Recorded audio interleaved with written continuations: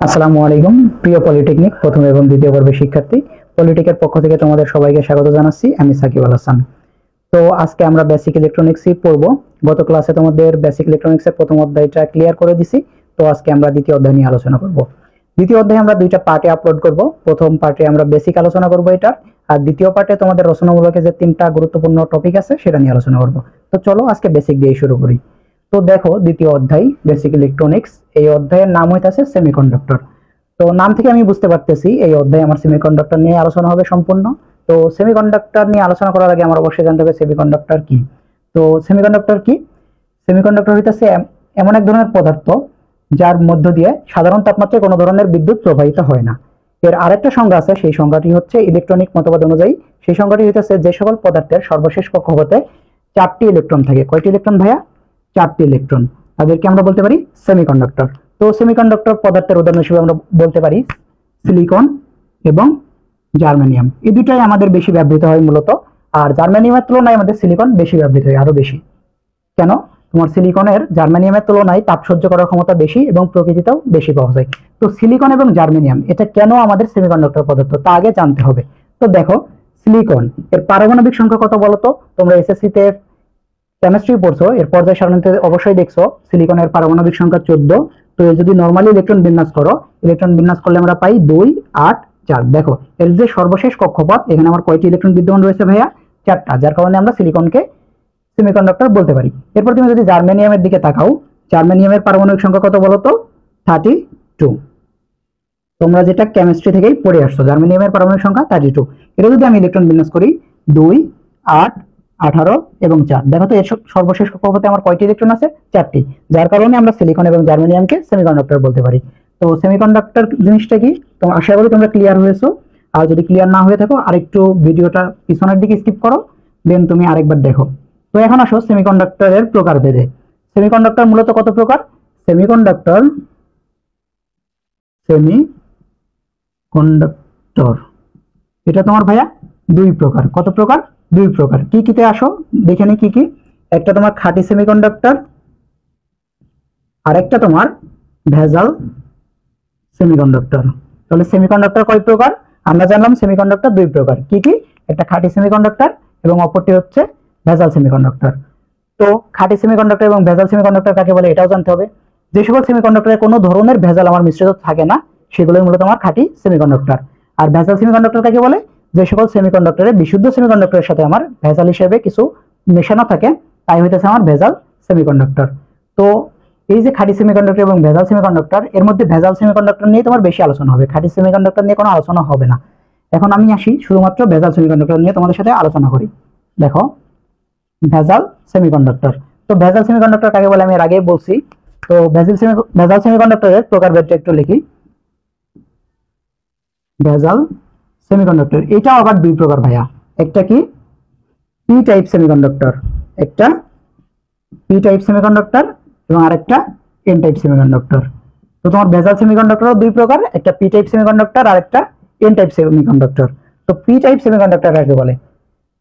তোমার বিশুদ্ধ যে সেমিকন্ডাক্টর দুটোর নাম বললাম আমি, একটা সিলিকন এবং একটা জার্মেনিয়াম, এই বিশুদ্ধ সেমিকন্ডাক্টরের সাথে তুমি যদি পঞ্চযোজী মৌল ভেজাল হিসেবে মিশাও, তাহলে তুমি এন টাইপ সেমিকন্ডাক্টর পাবা। এখানে দেখো, পঞ্চযোজী যদি আমরা মিশাই, পঞ্চযোজী যদি আমি বিশুদ্ধ সেমিকন্ডাক্টর সিলিকন এবং জার্মেনিয়ামের সাথে ভেজাল হিসেবে এই যে পঞ্চযোজী মৌল আমি মিশ্রিত করি, তাহলে আমি যে সেমিকন্ডাক্টর পাবো সেটা হচ্ছে আমার এন টাইপ সেমিকন্ডাক্টর। তো পঞ্চযোজী মৌল কোনগুলো? যাদের ইলেকট্রন বিন্যাসে সর্বশেষ কক্ষপথে তোমার 5টি ইলেকট্রন বিদ্যমান থাকে, তাদেরকে পঞ্চযোজী পঞ্চযোজী মৌল বলে। তো উদাহরণ হিসেবে আমরা বলতে পারি ফসফরাস। ফসফরাসের সর্বশেষ কক্ষপথে তুমি যদি ইলেকট্রন বিন্যাস করো 5টি ইলেকট্রন পাবা, যার ফলে আমরা বলতে পারি এটি একটি পঞ্চযোজী মৌল। আর সিলিকন এবং জার্মেনিয়ামের সাথে যদি তুমি পঞ্চযোজী মৌলটা মিক্সড করো, তাহলে তুমি ভেজাল সেমিকন্ডাক্টর এন টাইপটা পাবা। আর পি টাইপ একটা আছে, এটা কিভাবে তুমি পাবা? তোমার এই যে বিশুদ্ধ সেমিকন্ডাক্টর সিলিকন এবং জার্মেনিয়াম, এর সাথে তুমি যদি ত্রিযোজী কোনো মৌল মেশাও, তাহলে তুমি পি টাইপ সেমিকন্ডাক্টর পাবা। এর সাথে কি মেশাইতে হবে আমার? ত্রিযোজী। ত্রিযোজী কোনগুলো? যে সকল পরমাণুর ইলেকট্রন বিন্যাস করলে আমি যাদের সর্বশেষ কক্ষপথে 3টি ইলেকট্রন দেখতে পাবো, সেগুলোকে মূলত আমরা ত্রিযোজী মৌল হিসেবে ধরে নিব। যেমন তোমার অ্যালুমিনিয়াম, অ্যালুমিনিয়ামের পর তুমি যদি ইলেকট্রন বিন্যাস করো তাহলে দেখবে তার সর্বশেষ কক্ষপথে তুমি 3টি মৌল লক্ষ্য করতে পারবে। এরকম আরো যতগুলো আছে যাদের সর্বশেষ কক্ষপথে ইলেকট্রন বিন্যাসের পরে তুমি 3টা ইলেকট্রন দেখতে পারবা, সেগুলোকেই তুমি ত্রিযোজী বলতে পারবা। আর এই ত্রিযোজীটারে যদি তুমি সিলিকন এবং জার্মেনিয়ামের সাথে ভেজাল হিসেবে মেশাও তাহলে তুমি মূলত পি টাইপ সেমিকন্ডাক্টর পেয়ে যাবা। তো ভেজাল সেমিকন্ডাক্টরের এখানে এটাই ছিল আলোচনা। তো উপরে একটা পয়েন্ট আমি স্কিপ করে ফেলছি, সেটা হচ্ছে সেমিকন্ডাক্টরের বৈশিষ্ট্য। তো তুমি কখনো সেমিকন্ডাক্টর হাতে পাওয়ার পরে কিভাবে বুঝবা এটা সেমিকন্ডাক্টর, তুমি এর বৈশিষ্ট্যের দিকে লক্ষ্য রাখবা। সেমিকন্ডাক্টরের প্রথম বৈশিষ্ট্য যদি আমি বলি, এটা তোমার সাধারণ তাপমাত্রায় ইলেকট্রন বা কারেন্ট বা বিদ্যুৎ এর ভিতর দিয়ে প্রবাহিত হয় না। তবে তুমি যদি তাপমাত্রা বৃদ্ধি করো তাহলে এর মধ্য দিয়ে বিদ্যুৎ প্রবাহিত হবে। 2 নম্বর যদি পয়েন্ট বলি, এর রেজিস্ট্যান্স বা হইতাছে ইলেকট্রন প্রবাহে বাধা দেওয়ার ক্ষমতা পরিবাহী এবং অপরিবাহী এর মাঝামাঝি। তারপরে যদি বলি এদের সর্বশেষ কক্ষপথে 4টি ইলেকট্রন থাকবে। এরপরে পরম শূন্য তাপমাত্রায় তুমি যদি সেমিকন্ডাক্টর নাও তাহলে এর বিদ্যুৎ দিয়ে কোনো ধরনের বিদ্যুৎ প্রবাহিত হবে না। এরকম অনেক বৈশিষ্ট্য তোমাদের বইয়ে লেখা আছে, এগুলো পড়ে নেবে, এখানে বোঝার তেমন কিছুই নাই। তো এরপরে আসি এনার্জি ব্যান্ডটা কি। এনার্জি ব্যান্ড তোমার মূলত কোনো পরমাণুর বিভিন্ন কক্ষপথে ইলেকট্রন সমূহ একটি নির্দিষ্ট শক্তি স্তরে সারিবদ্ধভাবে যদি থাকে তাহলে সেটাকে আমরা এনার্জি ব্যান্ড বলতে পারি। তো এনার্জি ব্যান্ড আমাদের 2 প্রকার। এনার্জি ব্যান্ড কত প্রকার ভাইয়া? এনার্জি ব্যান্ড এটা আমাদের 2 প্রকার। তো এনার্জি ব্যান্ড 2 প্রকার আমরা জানলাম। তো কি কি সেই 2 প্রকার সেটা তো আমার জানা লাগবে। একটা তোমার হইতাছে কন্ডাকশন ব্যান্ড, কন্ডাকশন ব্যান্ড। আর একটা তোমার হইতাছে ভাইয়া ভ্যালেন্স ব্যান্ড, ভ্যালেন্স ব্যান্ড। তো ভ্যালেন্স ব্যান্ডটা কি? ভ্যালেন্স ব্যান্ড হইতাছে পরমাণুর একটি নির্দিষ্ট শক্তি স্তরে ভ্যালেন্স ইলেকট্রন সমূহ যেই শক্তি স্তরে থাকে সেটাকে মূলত ভ্যালেন্স ব্যান্ড বলে। এখন ভ্যালেন্স ইলেকট্রন আবার কোনগুলো তোমাদের প্রশ্ন অবশ্যই আসতে পারে। তোমরা যখন কোনো পরমাণুর ইলেকট্রন বিন্যাস করো সর্বশেষ কক্ষপথে যে ইলেকট্রনটি তুমি দেখতে পাও, যে কয়টি ইলেকট্রন থাকে সেটাই তার ভ্যালেন্স ইলেকট্রন। যেমন তোমারে আমি বলি, তুমি সিলিকন যদি করো এর পারমাণবিক সংখ্যা তুমি জানো 14, তো এর ইলেকট্রন বিন্যাস করলে হয় 2, 8, 4। এই যে সর্বশেষ কক্ষপথে যে 4টি ইলেকট্রন রয়েছে এটাই মূলত তার ভ্যালেন্স ইলেকট্রন। আর এই 4টা ইলেকট্রন পরমাণুর ওই শক্তি স্তরে যে জায়গাটাতে অবস্থান করে সেটাই মূলত তার ভ্যালেন্স ব্যান্ড। তো valence band, conduction band, energy band এগুলো বুঝলা। এখন আসো হোল ও ইলেকট্রন। এই যে হোল ও ইলেকট্রন এটা আমার কেন জানতে হবে? এটা তোমার জানতে হবে তুমি যখন ভেজাল মিশ্রিত করবা, ভেজাল মিশ্রিত করলে তুমি 2টা চার্জ ক্যারিয়ার পাবা, একটা হোল চার্জ ক্যারিয়ার আর একটা ইলেকট্রন চার্জ ক্যারিয়ার। তো ভেজাল মেশানোর পরে তুমি যে 2টা চার্জ ক্যারিয়ার পাইলা, একটা হোল আর একটা ইলেকট্রন, তো এই দুটো তোমার অবশ্যই জানতে হবে। তো হোল চার্জ ক্যারিয়ারটা আসলে আমার কি? পরমাণুর মধ্যে যখন তোমার ইলেকট্রনের আধিক্য দেখা দেয়, সরি আধিক্য না, ঘাটতি, যখন তোমার কোনো পরমাণুর মধ্যে ইলেকট্রনের ঘাটতি দেখা দেয় আর এই ঘাটতির কারণে তোমার এক ধরনের ধনাত্মক চার্জ সৃষ্টি হওয়ার আধিক্য লক্ষ্য করা যায়। আর এই আধিক্য লক্ষ্যটাই মূলত তোমার হোল হিসেবে পরিচিত। আর ইলেকট্রন কি ভাইয়া?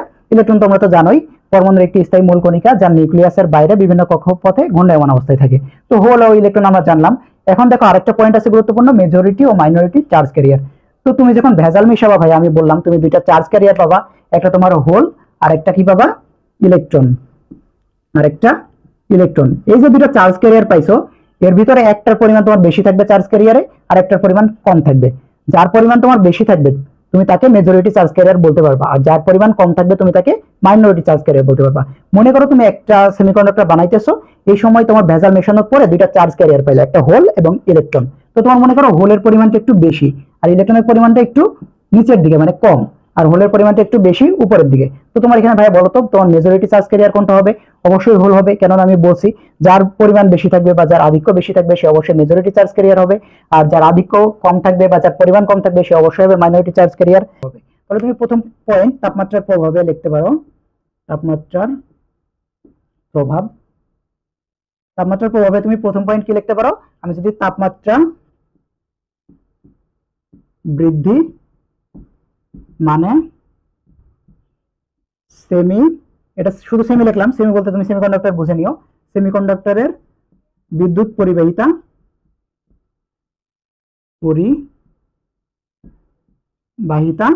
বৃদ্ধি। ক্লিয়ার? এখন যদি আমার বিদ্যুৎ পরিবাহিতা বৃদ্ধি পাই তাহলে আমার কি হ্রাস পাবে বলতো? বিদ্যুৎ পরিবহনে আমার বাধা হ্রাস পাবে, অর্থাৎ রেজিস্ট্যান্স হ্রাস পাবে। ক্লিয়ার? তাহলে আমার যদি তাপমাত্রা বৃদ্ধি পাই তাহলে আমার আবার কি হ্রাস পাবে বলতো? তাপমাত্রা বৃদ্ধি মানে কি? রেজিস্ট্যান্স হ্রাস।